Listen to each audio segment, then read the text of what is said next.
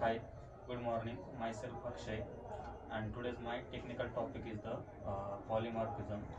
And today's date is 13 February 2024. Now we have to discuss about the polymorphism. Polymorphism is a type of a or a, principle of the object-oriented programming structure. Now, first of all, we have to know what is object-oriented programming structure. OOP stand for programming structure. It is main purpose of the deal with real world entity using the programming language. Now we have to discuss some polymorphism principles, basic principles of the class and object. Second one is a abstraction. Third one is a polymorphism and encapsulation and the inheritance. That is the principles of the object-oriented programming language, and this is very useful for the any purpose of the real world in the programming language. Now we have to discuss the polymorphism. Poly means in the Greek name, poly means many and morph means form. Means actually it is a access the single action means multiple program can be uh, different form, or we can say the ability to the many forms, or we can say that the single action in different ways. Now we have to discuss the real example of the polymorphisms. Means one person doing a different type of a work, perform his work, and now one person is going to the office.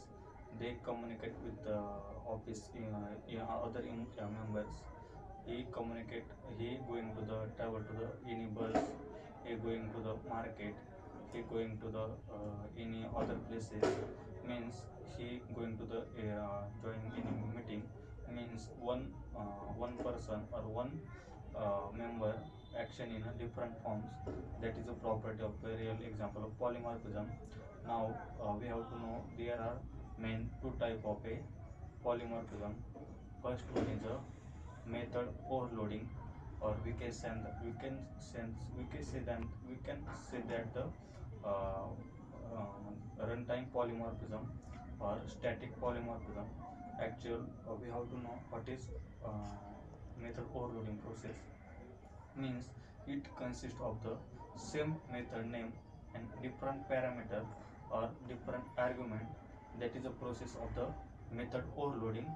In the method overloading, we can input giving the int a or int b, or we can say the float a and float b, and we have to perform the some addition. That time we can input the float a and float b and float b and float c in that formatted way. And second one is a method overriding.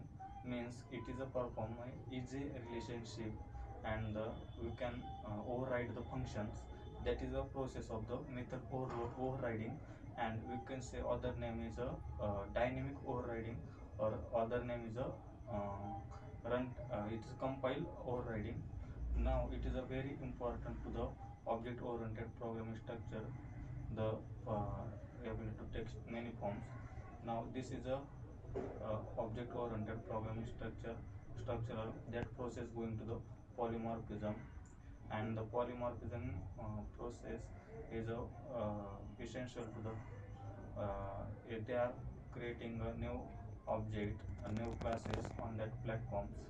Now there are other concepts is inheritance. Inheritance means one object acquire all the properties of a parent.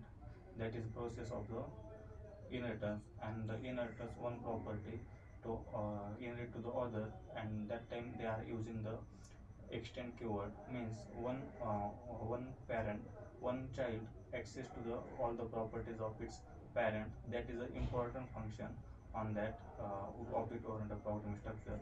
Now we have to discuss abstraction. Abstraction means hiding the internal details and showing the only functionality. That is process is a abstraction. The real-time example of a abstraction is the ATM. Means we have don't know actually internal process, but we have to know only user interface. Means actually user what to do. That things are more important and that process. And Another is a another example of object oriented, or other another principle is encapsulation. It is a data method bind in a single unit, but polymorphism, it is important to the object oriented programming structure, means they are perform one action in different ways. So thank you so much.